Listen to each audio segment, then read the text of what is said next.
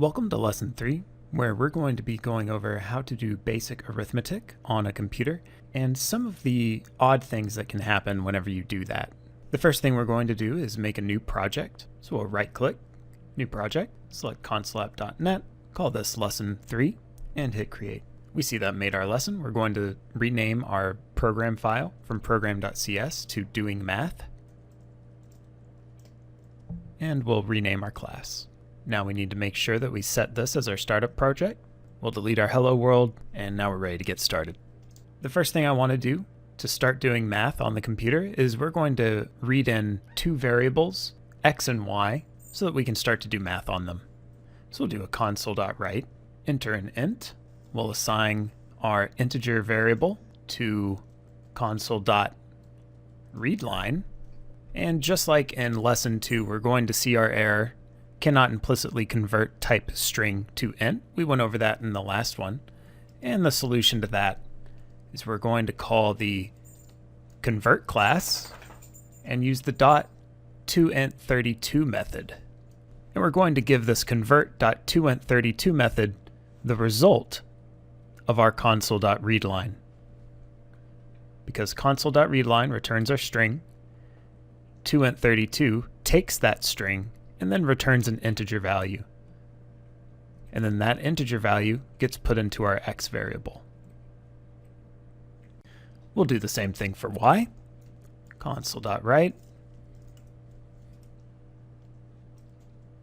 Make another variable y. And this time we'll start off our line with convert.toInt32 because we know it's necessary to convert console.readline. Now that we have that method, we can call console.readline to get our string from the user. And real quickly, let's just print that out and make sure we're getting it correctly. And we'll save and run that. I'll enter 4 and 2. And there we see we got x equals 4 and y equals 2. Now we'll do our first arithmetic. And what we're going to do is we're going to multiply x and y together. And we're going to do that inside of a console.writeline. And I just want a little label that tells us what we're doing. So we're going to be multiplying x times y equal. So that was our string. And right now we're going to concatenate on the actual arithmetic. So we're going to use our x variable, and we're going to use the multiplication symbol, the star, and we're going to multiply that by y. We'll save and run this. And the same thing, I'm going to put a 4 for the x value and a 2 for the y value. And we get 4 times 2 equals 8. So that's perfect. That's the first time we used multiplication, and it worked out just the way we wanted it. Now let's do addition. Console.writeline. We'll make our label, x plus y equals. And now we can do the same thing. We'll use our x variable. We'll use the plus symbol to add. And we're going to use our y variable here. Just like we did here, multiply x times y, we're going to add x plus y together, and then we're going to display that to the screen. So let's test that out. We're going to use the same variables, same numbers, and then we get something weird here. So our multiplication is working, but whenever we add it together, we get 4 plus 2 equals 42. I'm going to drag the console window down to here. So what's happening is the order of operations are getting us. This is the first gotcha for doing math. For multiplication, it started with x times y because of the order of operations, PEMDAS, and then it did string concatenation with this plus symbol. But on this line, it didn't do x plus y first. It did this string concatenated by x first. Then whenever it got to this command, using this plus sign, it no longer had an integer right here. X was no longer an integer because it was part of this string. So it had already concatenated it together and come up with x plus y equals 4. So it has x plus y equals 4 as a string here, gets to this plus sign, and it says I'm doing string concatenation, so then it takes the 2 that's in y and concatenates that onto the end. And that's how we got x plus y equals 42 right here. So we're going to close this, and now we need to think of a solution. So the reason it worked here is because our order of operations multiplied x times y first, and then used string concatenation to concatenate the result to our label. And in math, whenever you want a certain operation to be prioritized, you use parentheses, and you do the same thing in computer programming. So we're simply going to put parentheses around what we want to execute first. And it's going to be this x plus 2. So with the code we have now, x is going to be added to y, and then the result of that will be concatenated onto our label. Let's run it. We'll enter the same numbers, 4 and 2, and now we get the correct value. 4 plus 2 equals 6. I'll close it. And a good thing to do is, even though this works and you don't need parentheses, I always like to go ahead and add them in just to be extra clear and make it very obvious that this is what I intended the program to do. That way, for anybody else coming along to read my code, it's easy for them to pick it up. It's a little bit extra, but it can go a long way for readability. I'm going to comment these lines out because we're done with them for now. And now we're going to go on to doing division with our integer values. So I'll do a console.writeLine. And we're going to do x divided by y. We'll use our parentheses because we want this arithmetic to be executed first, always. And we'll put our x variable divided by, using the division symbol, y, our y variable. And I want to do the opposite. I also want to print out y divided by x. So we'll do that right underneath, console.writeLine. Y divided by x equals our parentheses, and we'll put our variables y divided by x. Let's save and execute this. We'll enter the same numbers, 4 and 2.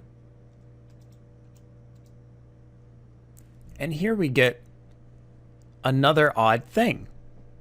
So x divided by y, so 4 divided by 2, equals 2. And that's correct. That makes sense.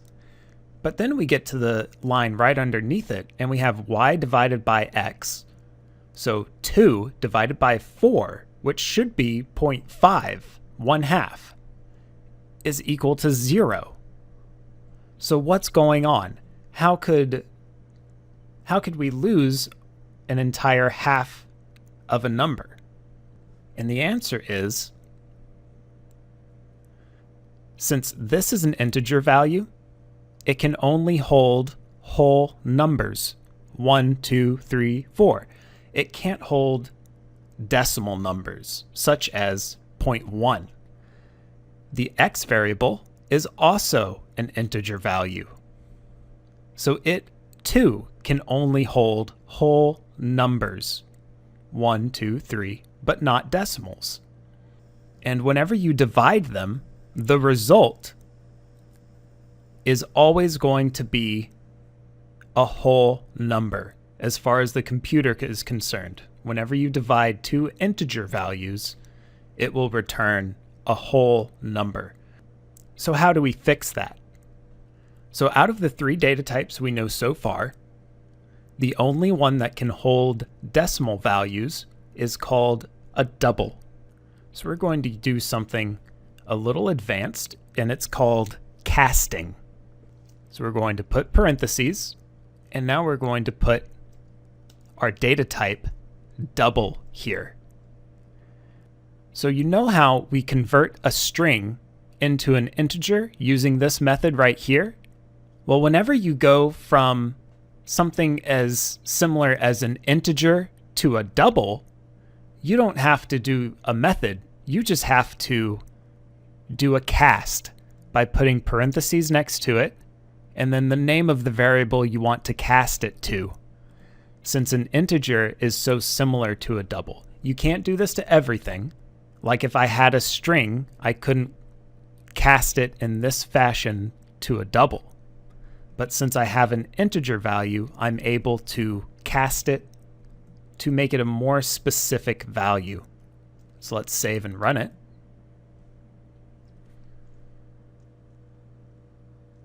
Four and 2. And we'll see that since we casted our value to a double, we got 0.5. But we only did it to one value. We only did it to our y. And does it have to be done to the y? Does it have to be done to this value? Well, the answer is no. We can remove that and add it to our x, and we'll get the same result. 0.5. So what happens here is it sees an integer right here divided by, this is a double now, and it says, okay, I need to make the result of this a double instead of an integer because I have a double involved, and that person is going to want a double returned. And as we saw, whenever it's only two integer values, it thinks that it can get by with returning only an integer value. So the lesson learned from this is whenever you need to do math, specifically division, you want to make sure to always use doubles and not integers if you are interested in getting the remainder of your division back. Now I'm going to comment out all of this because we're going to be moving on to doubles. I'll make some room. And first thing I want to do is get two doubles from the user. So I'm going to do it in the same kind of way we got our integers. I'll do a console.write.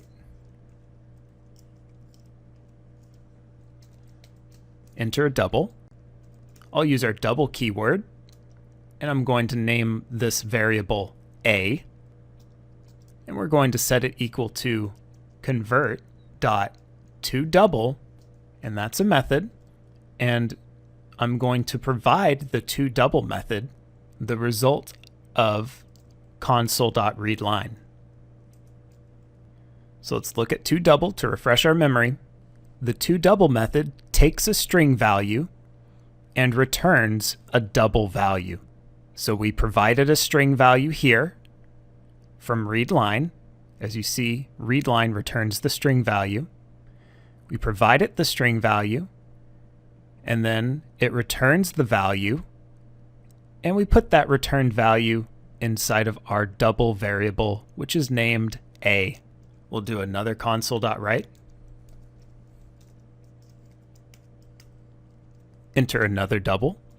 We'll use our double keyword, and this variable is going to be named b. And we're still going to be getting a double from the console. So we use our convert.toDouble, and we provide our toDouble method console.readLine. And I want to double check that we're getting our values, so console.writeLine. And I'll use string concatenation to display the a and b values. We'll run this real quick to see what happens. So for a, we're going to enter 0.4, and for b, we'll enter 0.2. And we see a is 0.4 and b is 0.2. So we're getting our doubles correctly, and now we can do some math. Let's start by doing some division, just like we did with integers. Console.writeLine. We'll make our label a divided by b. We'll use string concatenation and our parentheses because this is where we want to do our arithmetic. And here we're going to put our variable a. We'll use the division symbol and our variable b. Save and run that.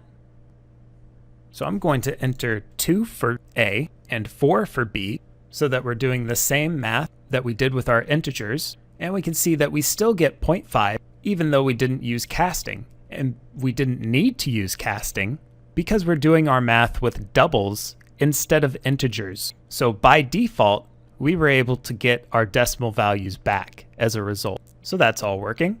Now I want to do addition with our double values. So we'll do another console.writeLine, a plus b equals.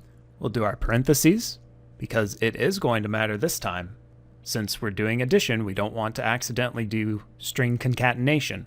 We're going to use our variable a, the plus sign, and our variable b. Let's save and run that. We'll enter 0.4 and 0.2. And here we get another oddity. A plus b, 0.4 plus 0.2 is equal to 0.6 with a bunch of zeros and a 1 at the end. So what is that about? Why is it whenever we do something as simple as 0.4 plus 0.2, which everybody knows is going to be equal to exactly 0.6, is off by this little bit of an amount? So to explain this, there's actually a very common problem that we run across whenever we do math. So let's think about whenever we divide 1 by 3. So 1 divided by 3 is equal to 0.33333, repeating all the way to infinity. So now what if we want to undo this? We would take 0.3, I'll just use 0.33 to be simple, plus 0.3 plus 0.33, and this is somehow supposed to equal 1, when clearly this is actually equal to 0.99. So for some reason, our math can't correctly represent the value of 1/3 plus 1/3 plus 1/3. It's supposed to be equal to 1, and it basically is because this is 0.9 going out to infinity, but it's technically not 1. So the same thing happens in the computer, except the computer uses a different way of counting. We count by tens using base 10. We have 10 fingers on our hands, but a computer uses what's called base 2. And you're probably more familiar with it when it's called binary. So it uses a 0 and a 1. So it doesn't know anything about a 2 or a 3 or a 4. All it knows is a 0 and a 1. And so every now and then, whenever you try to add decimal numbers, you get this weird little math that happens in the computer where it can't exactly represent what you're trying to do. So you get that little 0.0001 whenever you try to add something. And we actually have a way, there is a different data type that takes that into account, and it solves it for us, and it does it in the correct way because, we can't have our money being incorrect. We're not going to learn about that right now. That's a little advanced. But what I do think we can learn about is we can learn how to round this number to the nearest decimal place that we're interested in. So I'm going to create another variable of double data type, and we're going to call this our add result. And we're going to set it equal to a plus b. We'll end that line with a semicolon. So this value, whenever we use 0.4 and 0.2, is going to be equal to 0.6 with a bunch of zeros and a 1. That's the value that's going to be inside of add result. Now we want to somehow round it to the first decimal point. So I'm going to make another variable. We're going to call it our rounded result. And now I'm going to introduce another class. We've already used them in the past. We've used them for console.readline. We've used it for convert.toDouble. So we should be familiar with these. This is just going to be another one that we're using, and it is called math. So math is just another class that has a bunch of methods in it that we can use. And I'll explain what classes are later, but right now we just know that a class is something that has these methods in it, like toDouble and readline, that we're able to use in our programs. And the method that is inside the math class that we're interested in is called .round. And for this method, we're going to give it our decimal value, which is add result, the result of our add. So it's going to have this 0.60001 number in it. And now we need to tell it what decimal point we want to round it to. And we want to round it to the first decimal point. to 0.6 is what we want it to display. And when we hover over math.round, it tells us what it does. Rounds a double precision floating point value to a specified number of fractional digits, and rounds midpoint values to the nearest even number. And if we come up here, math.round is the name of the method. It takes a double value and an integer number of digits. So let's look over here. We're giving it a double value for its first argument, and for its second argument, we're giving it an integer. This is the number of digits. Looking back at round, so we gave it our double and the integer value, and it is going to return a double value. Just like our toDouble method does, it also returns a double value. So we gave it our arguments, a double and an integer. It's going to take this number, it's going to round it to the first decimal place, to 0.6, and then it's going to return 0.6 to us here, and we're going to put it inside of our rounded result variable here. So now we have the correct value, and we're ready to display it. Console.writeLine rounded a plus b equals rounded result, because that's what we want to display. So let's test that out. We'll enter 0.4 and 0.2. So here's our unrounded value, a plus b equals 0.60001, and then our rounded value is 0.4 plus 0.2 equals 0.6. So it all worked. We successfully used a new class, our math class, and a new method inside of it called round to round a decimal number to the first decimal place. We learned that sometimes our math doesn't work out. Just like in real life, whenever we do math, sometimes the computer also doesn't really get it correct. And finally, sometimes you need to use parentheses to tell the computer the order of operations, because if you don't, you might accidentally use string concatenation where you meant to do addition, like what happened here.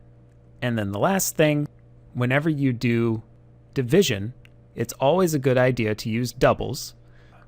But if you have to use an integer value, you can cast it to a double to keep your precision so that you don't lose your decimal points. So that's the end of the lesson, and now we can move on to the task. So like we always do, I'll make a new project for it, and we'll call it Lesson 3 Task. That gives us our Lesson 3 Task project, and we always want to rename our file. We'll call it Doing Math Task. We'll hit yes to rename our class. And we also need to be sure that we select our Lesson 3 Task project, right-click, and Set as Startup Project. Otherwise, we're going to keep running Lesson 3. And now we can go to finalparsec.com, blog, go down to Lesson 3, and like always, we'll see the notes for the lesson and the associated task. We'll select all of it, copy it, come back to our Visual Studio, select everything in the file, and paste over it. We see that the task is create a program that calculates an employee's pay. Ask for their employee ID. This value will always be an integer. Ask for the number of hours they worked, and ask for their hourly pay rate. And the example output for this program is enter employee ID, and the user enters 1154856. Enter the hours worked, 16.55. Enter hourly pay.